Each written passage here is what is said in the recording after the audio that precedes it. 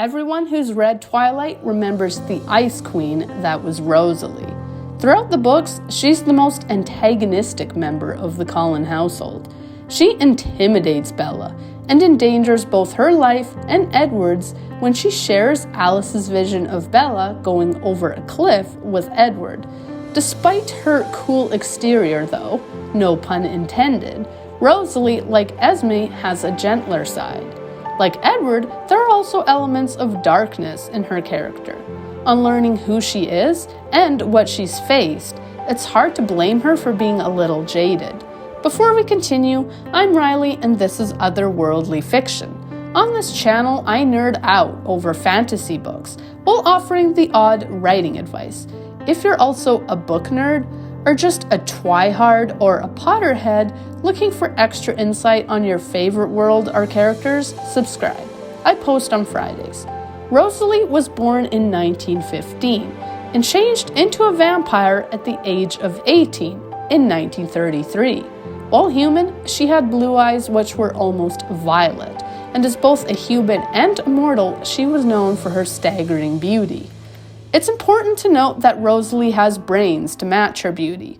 Despite coming across as your standard mean girl, Rosalie is as educated as any of her fellow coven members. She has earned degrees in electrical engineering, business, astrophysics, and medicine, though the last degree was her way of helping Carlisle to keep up with the latest updates in the medical field. As with other members of the family, Rosalie is into cars. She drives a red BMW convertible, and she's not above getting her hands dirty or working on the car herself when she feels it needs it. Rosalie's human life started in Rochester, New York. Her father was a banker, and his family remained financially successful even as the Great Depression gripped the rest of the country.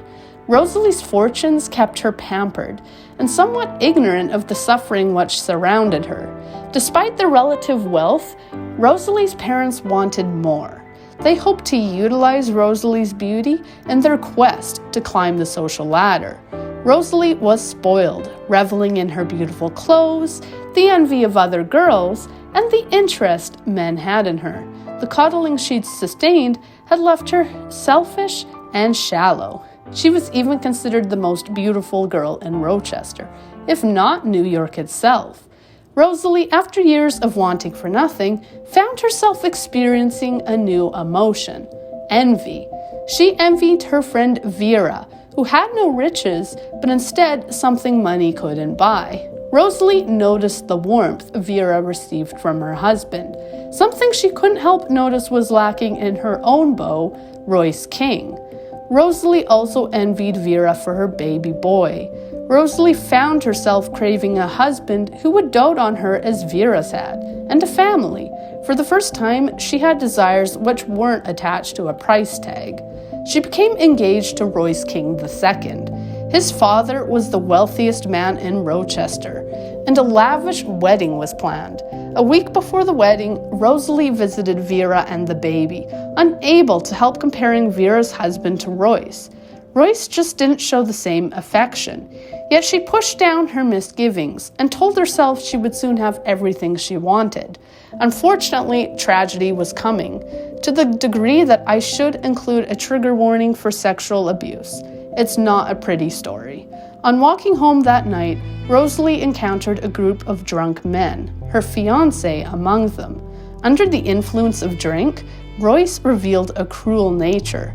Seeming to forget his attachment to Rosalie, Royce, along with his friends, raped her. She was also beaten and left for dead. On finding her in this state, Carlisle was moved to change Rosalie. He didn't want to see such a young life wasted. Of course, he had his own hopes as Rosalie joined the family. He hoped Rosalie and Edward might fall in love, but the pair fell quickly into the role of bickering siblings. Though Rosalie resented being a vampire, she found a silver lining in her condition.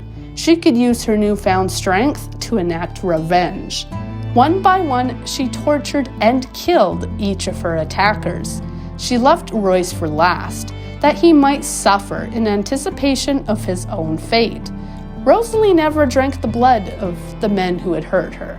She was disgusted by the idea of any portion of them being within her.